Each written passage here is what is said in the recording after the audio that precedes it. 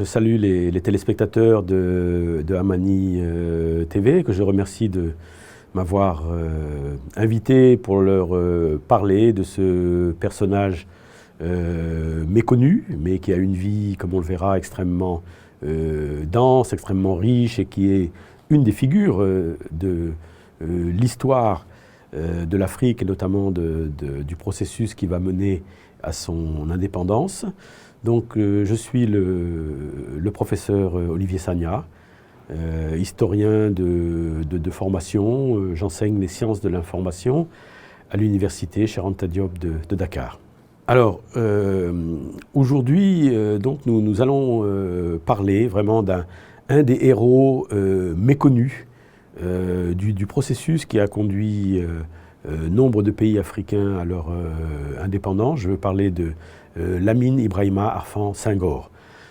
Donc comme son nom l'indique, c'était un Sénégalais. Il est né en 1889 à Joal. C'est quelqu'un qui a mené une enfance, je dirais, comme les menaient les gens de son âge, hein, jeune cultivateur. Mais à un certain âge, il a décidé de venir à Dakar pour y trouver un emploi. Et il a été employé comme boy dans une des célèbres maisons de commerce de la place, la maison Morel et Prom, donc qui était un des grands comptoirs commerciaux à l'époque coloniale. Il travaille donc à Dakar comme boy, et en 1914 survient donc le déclenchement de la Première Guerre mondiale. À ce moment-là, les habitants de Dakar, à l'image des habitants, des autres habitants des 4 communes, donc de Saint-Louis, de Gorée et de Rufisque, qui avaient le statut de citoyens français pour ceux qui étaient nés. Donc un certain nombre d'entre eux décident de s'engager dans les rangs de l'armée française pour, dans le contexte de l'époque, je dirais, participer à la défense de la mère patrie attaquée.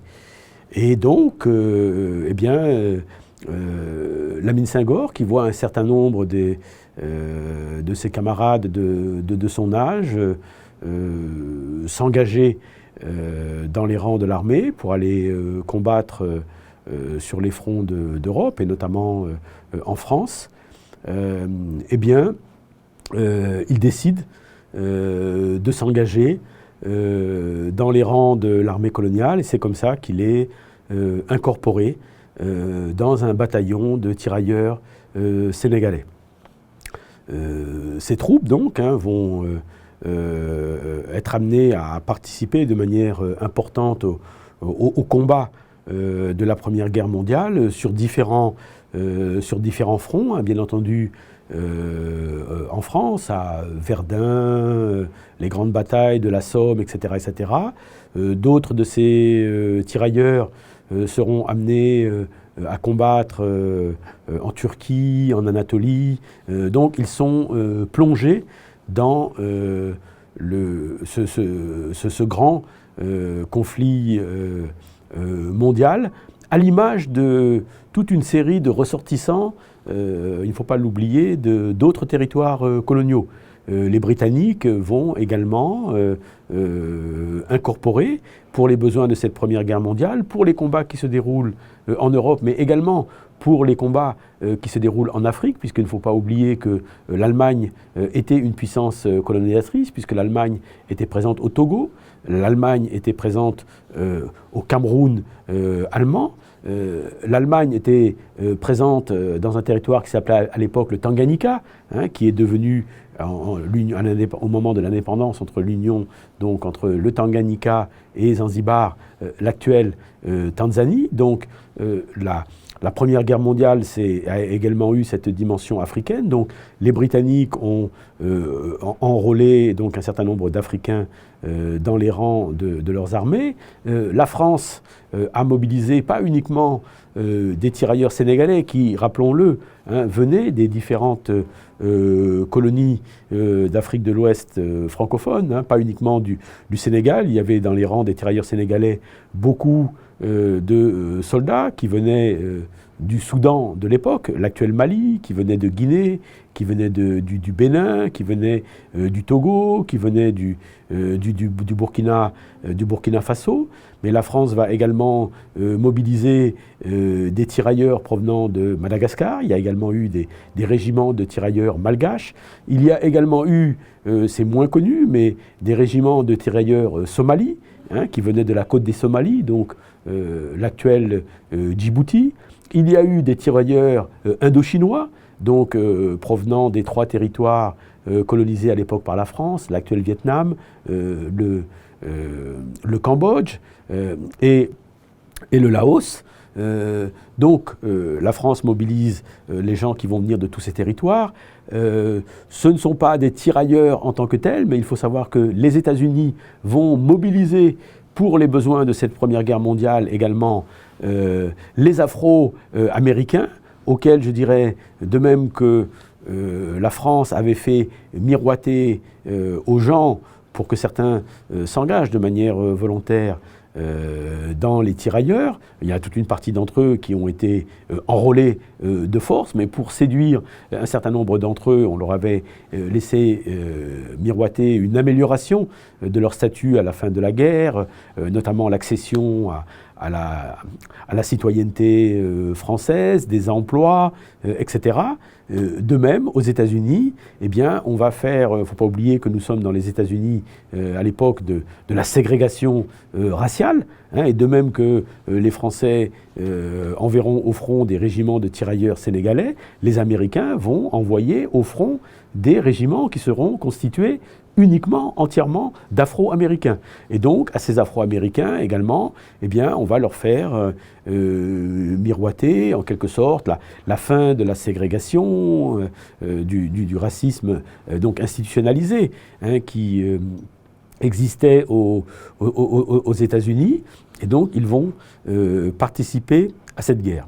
Voilà un petit peu pour montrer. Alors, toujours également, parce que c'est important de tous les citer, parce que on va voir que ça va jouer un rôle important dans le bouleversement du contexte géopolitique du monde à la fin de la Première Guerre mondiale.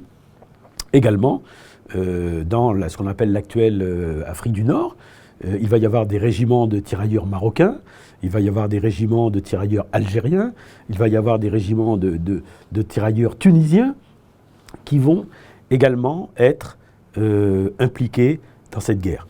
Cette guerre mondiale va survenir donc à des degrés divers, à la fois les troupes originaires donc des différents territoires coloniaux, les Afro-Américains mobilisés par l'armée américaine sont impliqués dans cette guerre et qui va être à l'origine de toute une série de bouleversements.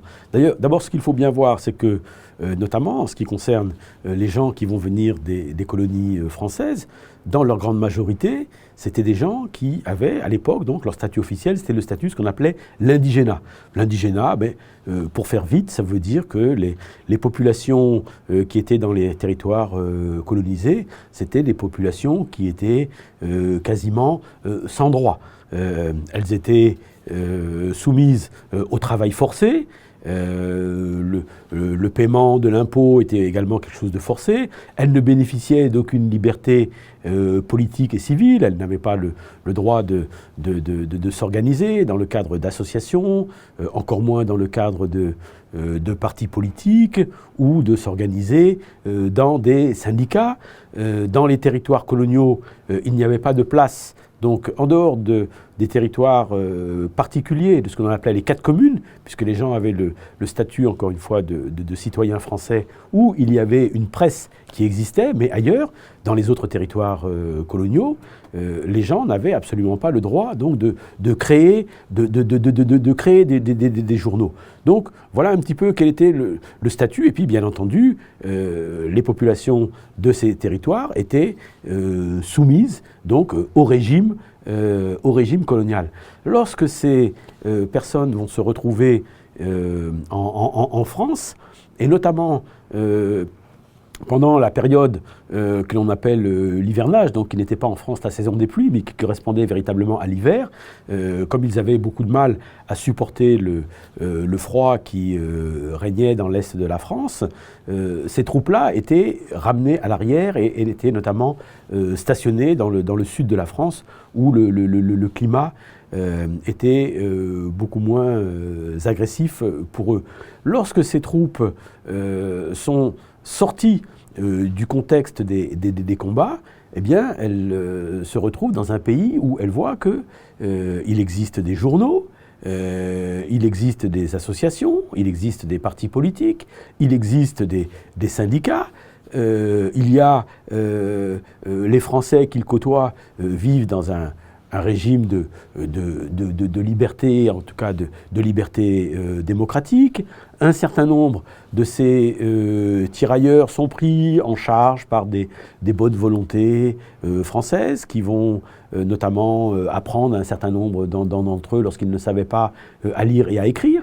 Donc ils ont la possibilité de lire, pour ceux qui vont le faire, une presse diversifiée. Et puis les rapports qu'ils vont avoir avec je dirais, leurs frères d'armes français vont aussi complètement changer le type de rapport qu'il y avait dans les colonies. Parce que là, ce sont des gens qui sont amenés à combattre ensemble dans les tranchées. Ils subissent ensemble le froid, ils subissent ensemble les attaques, ils subissent ensemble les gaz, ils sont blessés ensemble, ils voient leurs frères d'armes mourir à leur côté. Donc ça va changer les types de rapports que pouvaient avoir des gens qui étaient, entre guillemets, des indigènes avec leurs maîtres coloniaux. Mais lorsqu'ils se retrouvent ensemble dans les tranchées, là, ils deviennent des frères d'armes. Donc, encore une fois, ça change le type de rapport. Et un certain nombre d'entre eux vont prendre conscience que les rapports qui existaient entre eux et les Européens dans les territoires coloniaux, eh bien, ce sont des rapports, je dirais, qui peuvent, voire qui doivent être remis en question, et qu'ils sont des êtres humains, ils sont des hommes, puisque dans les tranchées, dans l'armée, il n'y avait pas de femmes, mais ils sont des hommes qui sont confrontés aux mêmes difficultés, aux mêmes souffrances, et donc ça va profondément transformer la perception, d'abord la perception qu'ils pouvaient avoir des Européens, et je dirais d'une manière générale de leurs maîtres coloniaux, puisque aussi quelque part, on les a appelés pour défendre ces maîtres coloniaux. Donc, de gens qui étaient des dominés dans les territoires coloniaux, on fait appel à eux pour défendre ce que l'on appelait à l'époque la mère patrie. Donc là, encore une fois, en termes de perception des rapports entre la France et les colonies, ces rapports vont être fortement impactés. Ce qu'il ne faut pas oublier non plus, c'est que dans cette période historique extrêmement riche, que va être la Première Guerre mondiale, va survenir la Révolution russe, dont un des mots d'ordre va être, sous la houlette des bolcheviks, de mettre en avant le droit des peuples de l'Empire tsariste à disposer d'eux-mêmes, donc droit des peuples à disposer d'eux-mêmes. Avec l'implication également des États-Unis dans la Première Guerre mondiale, et notamment les célèbres proclamations du président Woodrow Wilson, connues comme les thèses de Wilson, les Américains, qui sont aussi un peuple anciennement colonisé, qui s'est émancipé de la domination coloniale de la Grande-Bretagne, dans les thèses de Woodrow Wilson, figure également le droit des peuples à disposer d'eux-mêmes. Alors, la semaine prochaine, dans un prochain épisode, nous allons continuer à vous parler donc, des luttes, encore une fois, qui ont été menées par ces pionniers méconnus de la lutte anticolonialiste et notamment ces pionniers africains méconnus des luttes pour l'indépendance.